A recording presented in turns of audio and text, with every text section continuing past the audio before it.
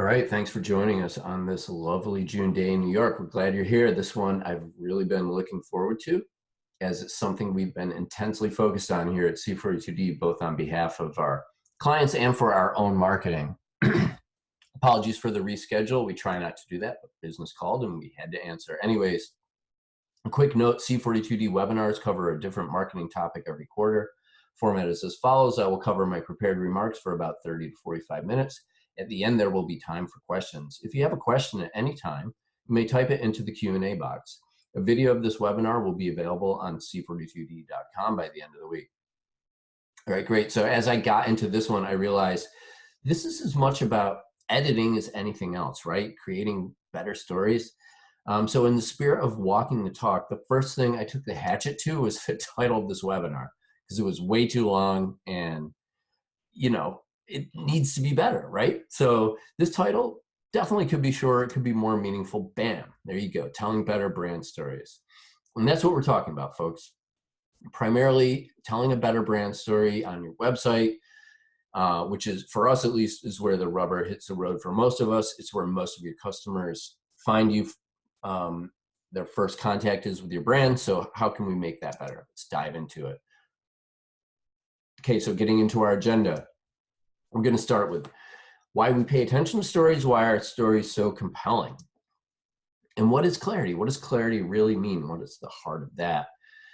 We're going to talk about how you can write better stories, and how you can use some frameworks. So to me, this is the meat of the presentation, where you're going to find the most value is on some frameworks which you can use to help guide your storytelling and content creation.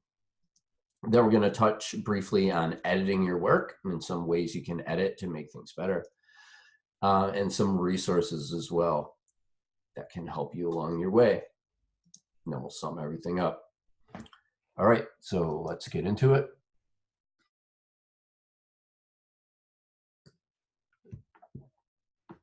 Excuse me. So why do we pay attention to stories? Great question. A good story is like life with the dull parts taken out. That's a quote from the master storyteller himself, Alfred Hitchcock. So nod to the editing process there, which I mentioned we'll get to a little bit later. So why are stories so important, right? why are good stories even more important? Well, stories have been how humans have remembered things for thousands of years. So all the way down through ancient times to the Wild West, people have gathered around the campfire right up until present day times. It's how humans remember things. It's how we share information and pass it down from generation to generation. It's something that's it's ingrained into all of us, right? And it's how we remember things. So why do we listen to stories? Well, story holds people's attention. Look at Luke's attention captivated by Obi-Wan Kenobi there as he learns that Darth Vader is really his father. No, that's in the other movie, right? Neuroscientists claim that the average person will spend up to 30% of their time daydreaming, yourself included, unless they are reading, listening to, or watching a story unfold. So it helps hold your attention. Stories combat noise by organizing information in a way that folks are compelled to listen. So it's all about remembering the music and forgetting the noise, right? We want all of our brand stories to be symphonies like Beethoven's Fifth. Everybody remembers, dun, dun, dun, dun. How can you not? What is clarity?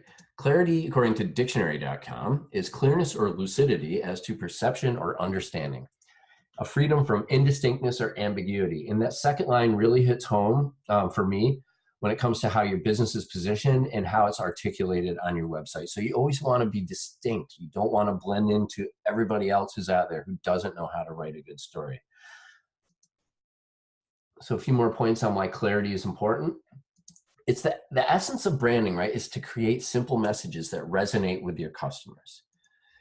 To do this, you need clarity. You want simple messages. You want to repeat them over and over again until it's ingrained into their consciousness. That's how you do branding. But the problem is when there's too much information, customers are burning calories trying to organize the data and make sense of it. You can actually, it actually causes you to burn calories when you have to think hard to organize information. That makes you tired, makes you tune out.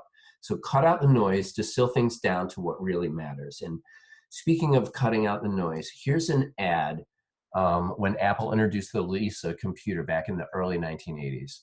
It's packed with tons of product information, like 512 kilobytes of memory, on and on and on about a lot of details that, especially customers back in the 80s, like they didn't even understand like what a kilobyte was back then. And we know a little bit more now about technology than people did back then. But basically, here you have an ad with a roughly 20-word headline packed with a ton of information that's mostly meaningless. It's all about them. It's all about their product. It's not about the customer. Now, contrast this with this. Boom. This is when Steve Jobs was first returning from the wilderness to save Apple. Instead of droning on about specs, there's not even a product here. What do we have? We have a compelling emotional image in 2 words. Think different. Bam. Emotional, hits home, goes right to the heart of the customer. And that's what good marketing does. And that's what we all want, right? We all want a perfectly clear story on our homepage. It leads our users down through a journey, through the golden funnel of conversion. So why do we end up with this instead when we write about our company on our website? Well, there's some pitfalls out there. Things can get muddled. When you have multiple audiences, especially in a B2B situation, there can be the CMO, who's the ultimate decision maker. There can be the marketing manager. There can be a product person, a technology person. Lots of different audiences that you're thinking, geez, they're all important audiences. We got to speak to all of them, right? And our products are complicated. Man, they're abstract. It's a SaaS product. There's all kinds of different technical things going on. It's hard to articulate. And even if I wanted to, I don't have the time. I don't have the resolve. I've got other priorities. Hey, sales are coming in. A weak resolve will kill you every time. And then when we do get together, it's copywriting by committee. There's too many chefs in the kitchen, and we all know what happens when you do that. It gets watered down. It becomes almost meaningless. And then, why is this guy in a jar? Why do I have this horrible stock photo of a guy in a jar? Because when you're inside the jar, you can't read the label on the outside. And that's an analogy for within the walls of your own company. It's hard to have that outside perspective and really know what's important and what's going to be meaningful and resonate with your customer. So let's talk about how exactly you go about writing better stories for your firm.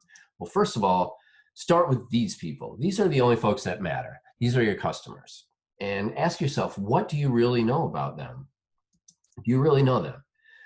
Start with people, because what this person wants might be completely different from what this person wants. I'm guessing they have different motivations. And more importantly, this is a quote from one of my friends, Stephen at Filament. You start with people because you are not your audience. And we think we know our audience. We think we can write from their perspective, but without proper research, you really can't. You really don't know them. So you want to develop what we call personas or buyer personas. What are they? Personas are written descriptions of archetypal users who represent the motivations of your audience. Okay? Personas are important tools because they help you clarify who you're speaking to. So what you want to do is you want to do either quantitative research or qualitative research. So quantitative research could be surveys. Typically, you involve a larger pool of respondents and you're identifying overall trends in the audience. Qualitative research could be small group or one-on-one interviews where you're diving deeper into their motivations and asking specific questions that are giving you the data that you need. Okay, so here's what a persona can look like, right? It could look like this. Here's a pretty detailed one. It talks about some demographic details, the biography, personality, and so on. And here's another one. This one is a little bit more narrative, so it could look like this as well. And it could also look like this. This is a persona that shows on the left, you've got some demographic details about her age. She's been a teacher for 8 years and so on. Mendy, let me know if you can see my screen now, please. And you can also see some of her goals on the right in terms of discovery, tactical and so on. So discovery goals are things that she wants to learn on the website, and tactical goals are things that she wants to achieve as far as actual things that she would do on the website. But the thing in the important is in the middle, where we have a narrative that's written from her perspective. And this is an important piece that you can use to develop a compelling story. You know, it's important to get inside your customers' heads and see things from their perspective. And this will be an important part for the next part when we get into applying a framework. All right, so let's talk about frameworks.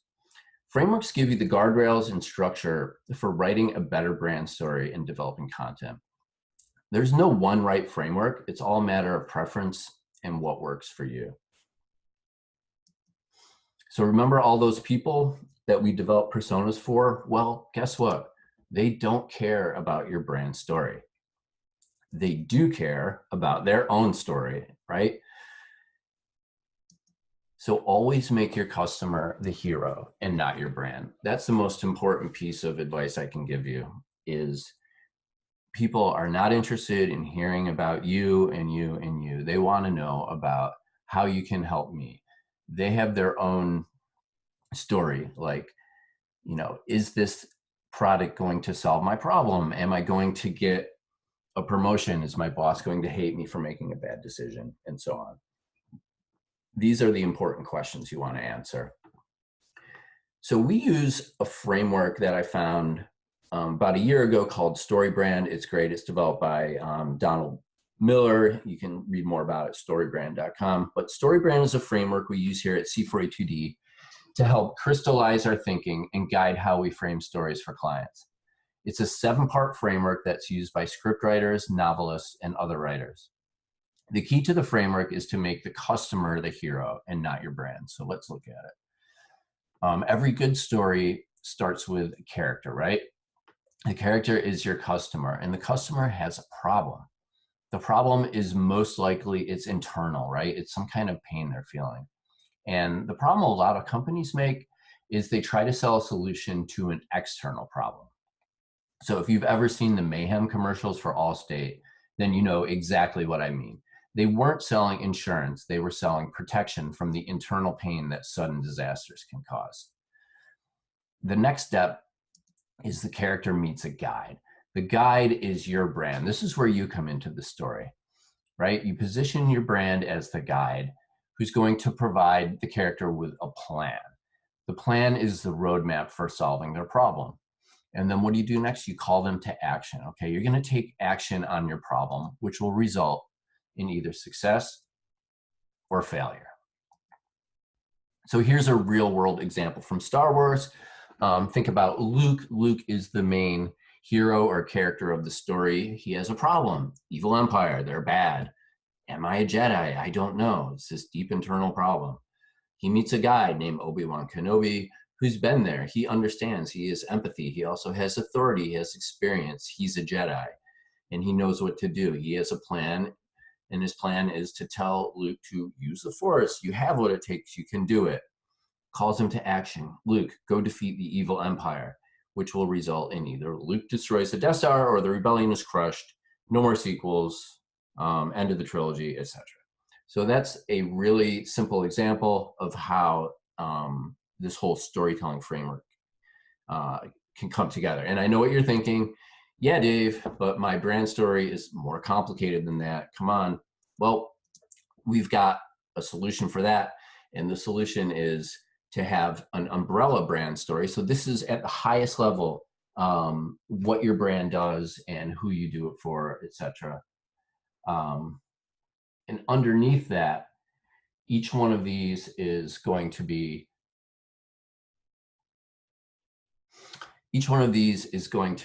a specific product that lives underneath the umbrella brand story. So each product will be one specific story for that product. So you're going to have perhaps, one solution and then a second solution and a third solution. They cater to different audiences. So you're going to have different stories for each one. So we're going to walk you through how we actually use this on our website. So here's a real live example. This is the screen that you have on the StoryBrand website where you can actually put together your own, what they call brand scripts. So you see in the upper left is a character. What do they want? Characters want the killer brand. They want strategic guidance and someone to lead them.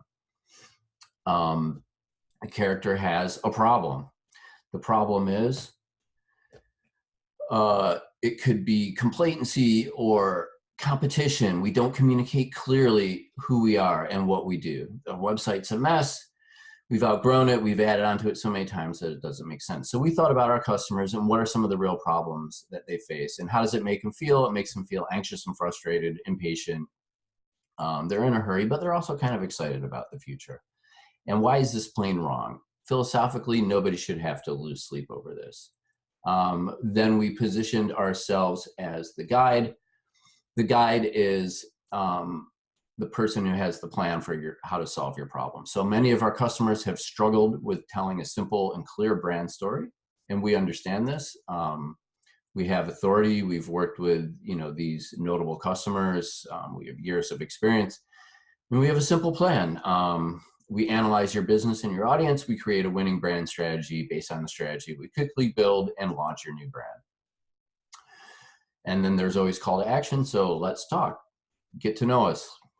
Tell us about your problem. That's a direct call to action. We also think about transitional calls to action, signing up for email, download a PDF, or signing up for a webinar. These are other ways which you can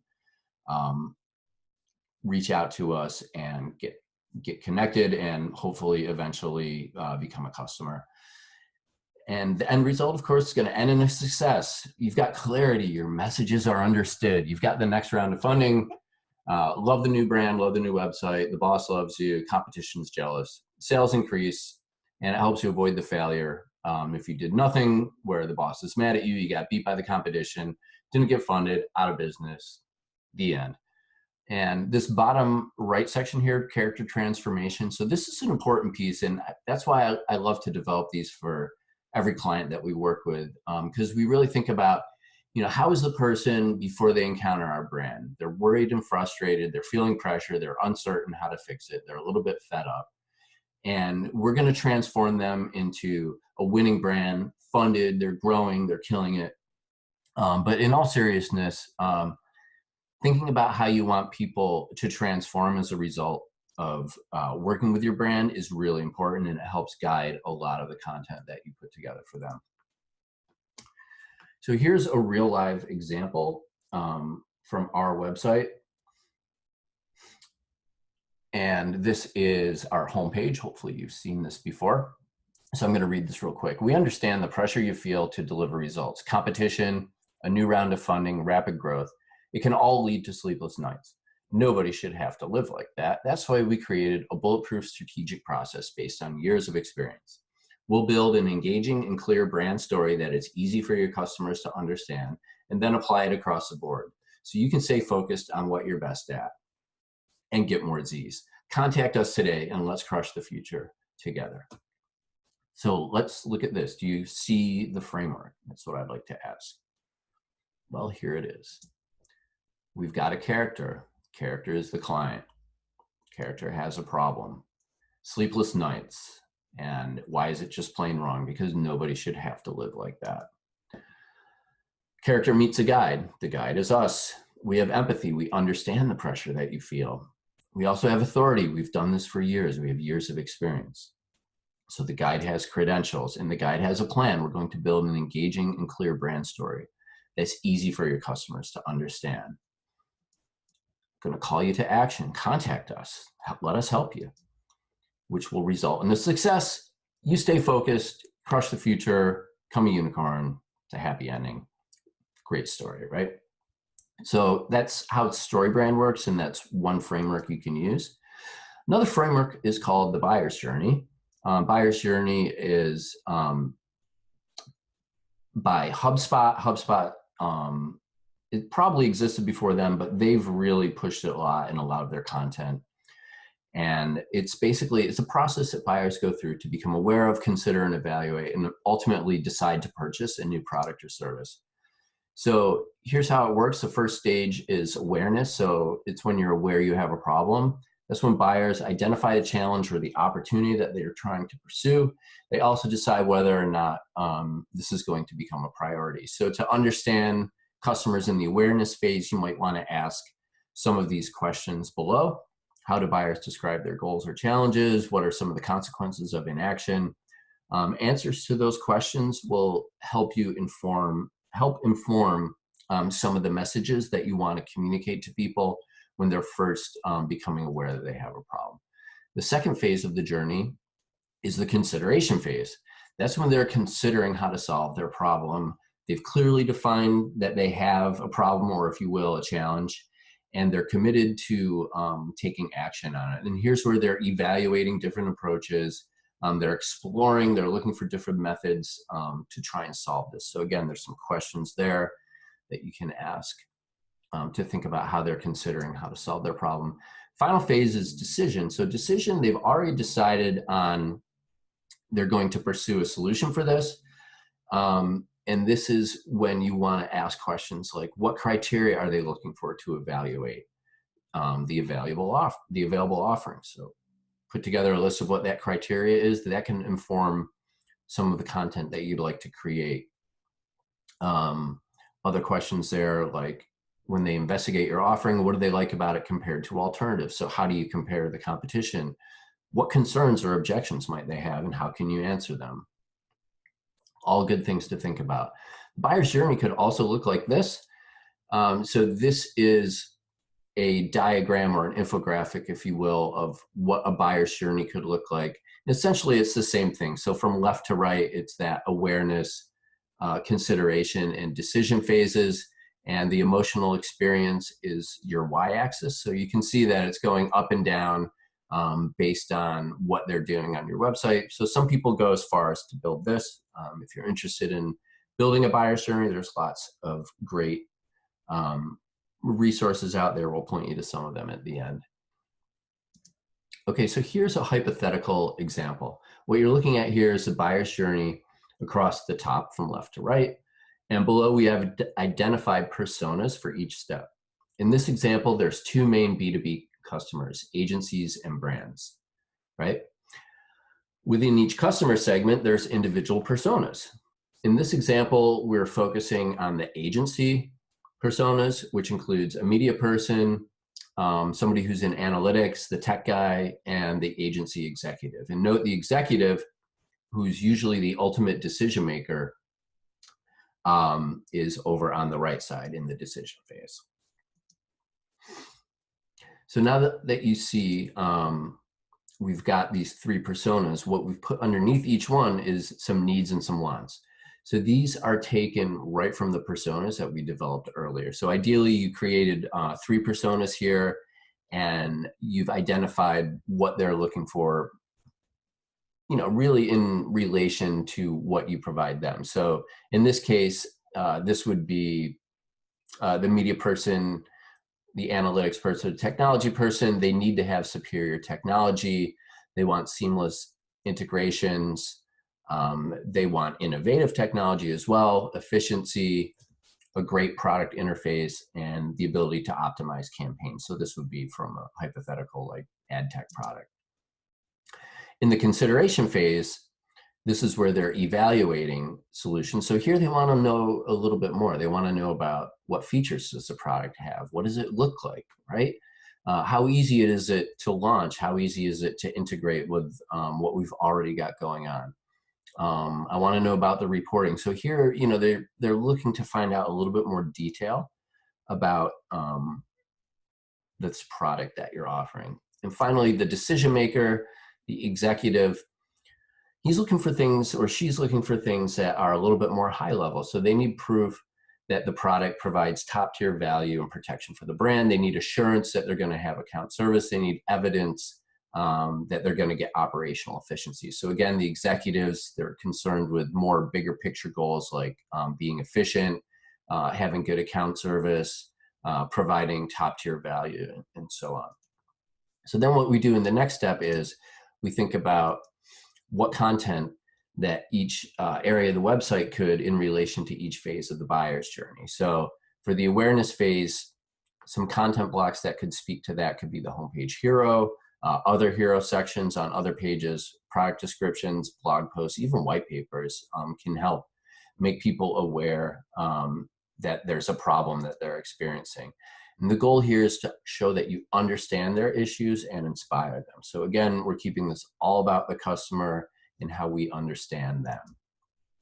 The next phase is the content that's focused on the solution. These could be product descriptions, a list of specs maybe.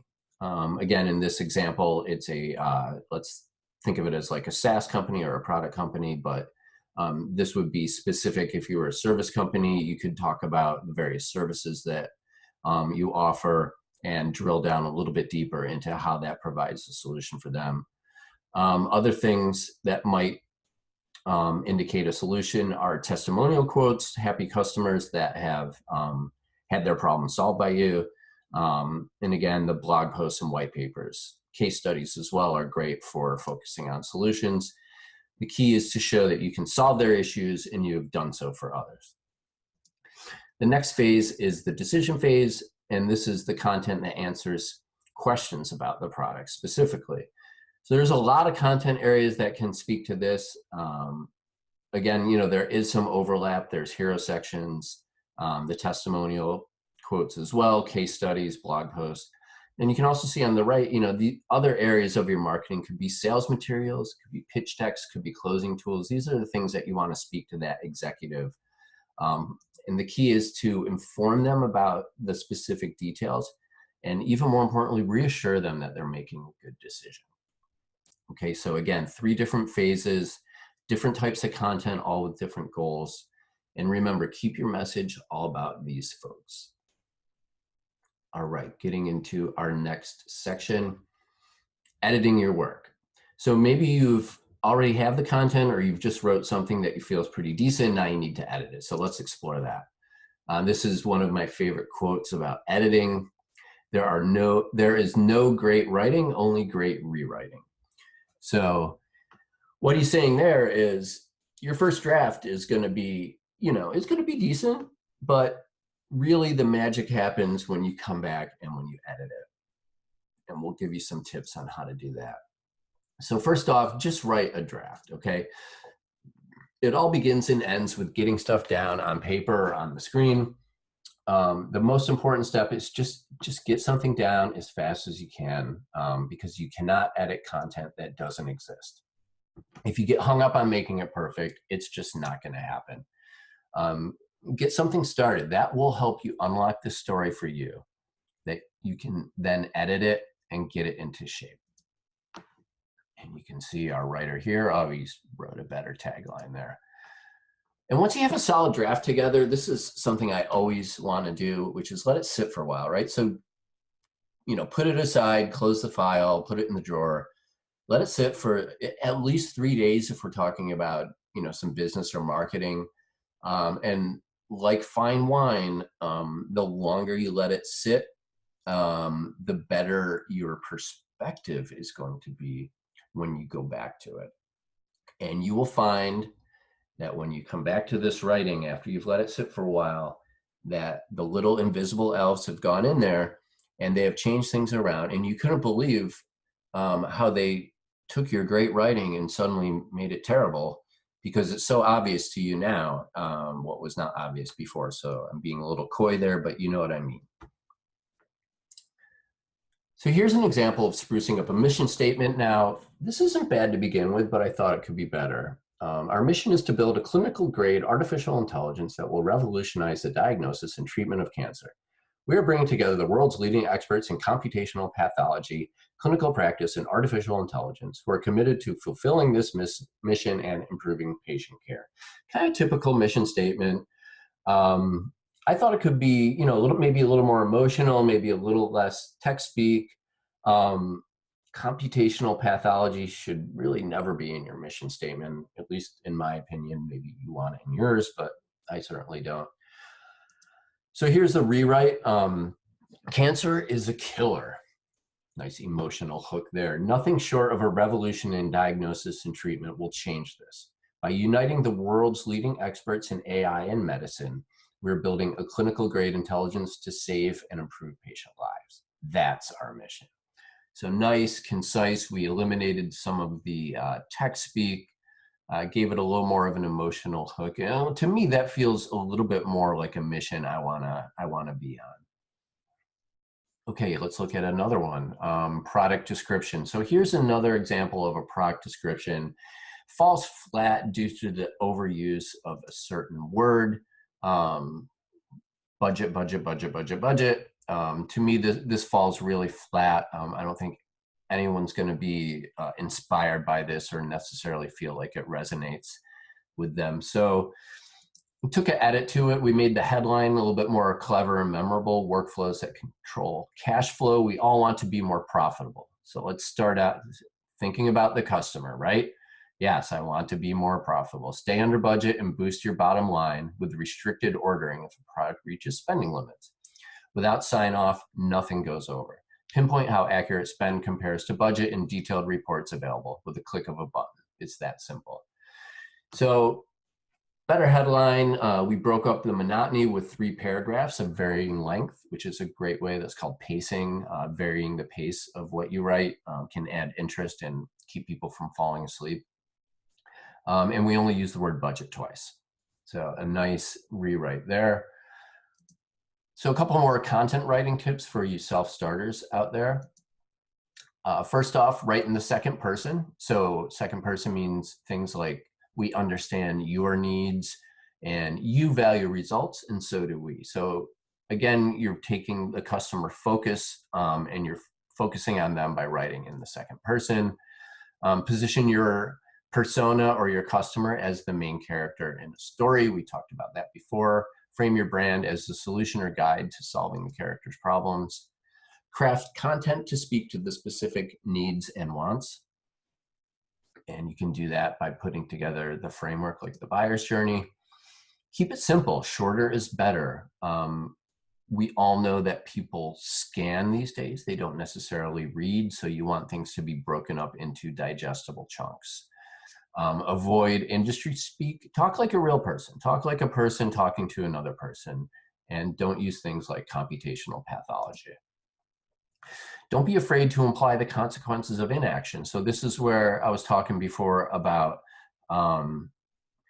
what can happen if the character doesn't solve this problem, results in failure. Sprinkling that in, it's like salt a little bit is, when you're cooking, just a little bit can provide some flavor, but too much is going to spoil the meal. So a little bit of loss aversion, I think, is not a bad ingredient into your content mix.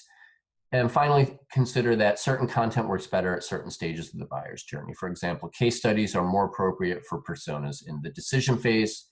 So again, using that framework to identify the right content for the right stage of the buyer's journeys.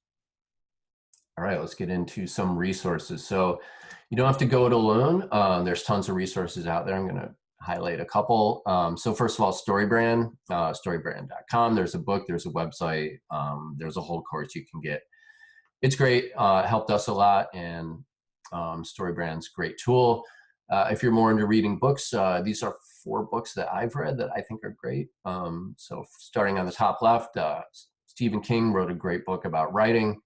I'm not gonna give away what's in there, but it's a really awesome resource on how to become a better writer. Also the classic William Zinser's On Writing Well, which is great for writing nonfiction. The classic Elements of Style, kind of mandatory if you're gonna write anything. I highly recommend that as well. And then here's one that maybe some people haven't heard about, but this is about the 7 Lost Secrets of Success. Doesn't sound like a writing book, but it's about Bruce Barton, who was one of the Bs in the famous ad agency BBD&O. And it talks a lot about some of his principles for developing compelling ideas. And I got a lot out of that book. I thought it was a fantastic book. So 7 Lost Secrets of Success by Joe Vitale. HubSpot has tons and tons and tons of great resources on their blog. If you use HubSpot. They've got an incredible resource center of videos and tutorials. Can't say enough about HubSpot. It's definitely changed our business, and I think it could change yours as well.